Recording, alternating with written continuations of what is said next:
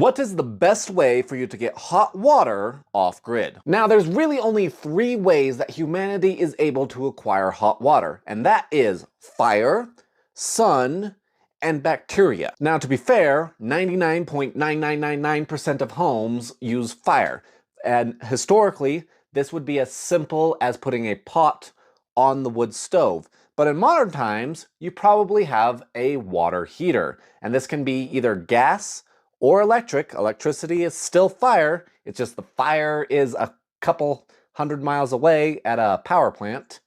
But either way, there's still fire. You have a water heater that has gas that's providing a little flame to heat up your water tank, or you have a on-demand water heater that has a little bit more of a flame to heat up water rapidly so you get it on demand.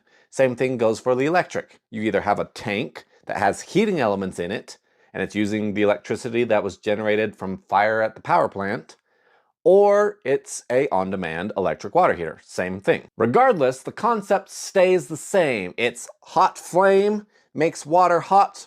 Hot water feels nice. And if you're off-grid, you can use propane instead of natural gas. Electric heat is out of the question. You do not use electric heat for anything if you are producing your own power off-grid. It just doesn't work. So if you're off-grid and you want hot water and you want to get it through fire, you really only have 3 options. It's either wood, propane, or biogas. Historically, people also used coal, but for the most part, I doubt you want to do that. My vote would be wood, but I don't mean putting a little pot on a wood stovetop.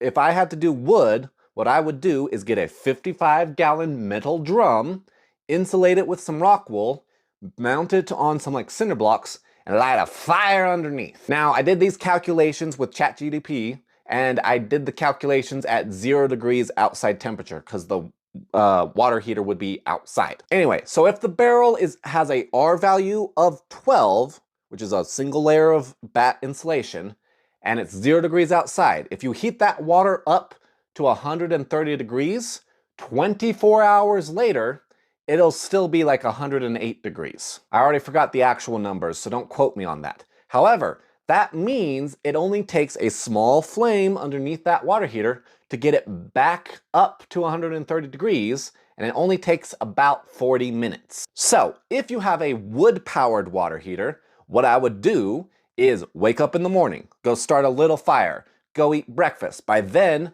the water is nice and hot and there's plenty of water for taking showers. Once you get out of the shower, just add a couple of small logs, they don't have to be big logs, to the coals underneath. This will raise the new water that was introduced because you used all the hot water. It'll raise the temperature back up to roughly 130 degrees. And then 24 hours later, you don't have to worry about it.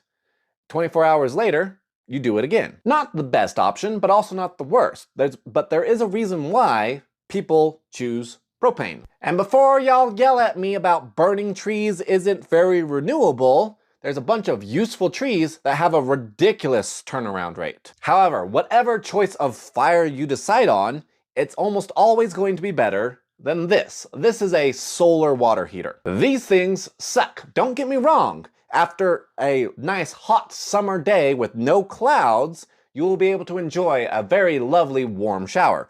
I've used one of these, they work. However, I would only recommend a solar water heater in a hot desert environment, somewhere where clouds don't exist. Because here's the thing, early in the morning, late at night, you will not have hot water. You also will not have hot water during the long winter months where you can have weeks at a time of overcast. This wouldn't be a bad backup system for the wood-powered water heater, but most people don't want to take a shower in the late afternoon. However, there's a third option, and that's bacteria, also known as biomylar, also known as the Gene Pain method. Essentially, you're using compost, which compost gets very hot, roughly around 130 degrees.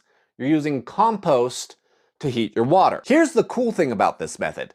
It only takes arguably a long day, but it only takes 1 day every year for you to have hot water for the rest of the year. You're basically building a really big compost pile and running piping throughout the pile, so that way when the compost gets really hot, it heats the hot water up. I like this method for a couple of reasons. One, lighting a fire every morning kind of sucks. I don't particularly want to do that. I would much rather build a big compost pile sometime in the fall and have hot water all the way until the next fall. But there's one really cool aspect to this that I haven't mentioned yet.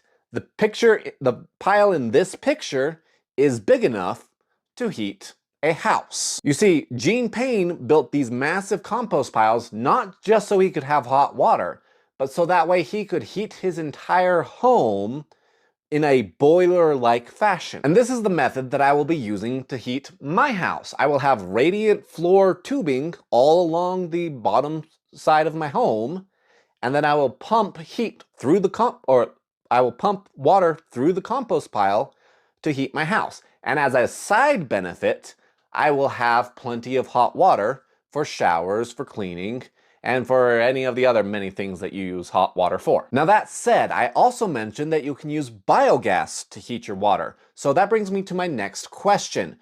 For my next in-depth video, would you like me to do a video on biodigesters or the different ways you can heat your home?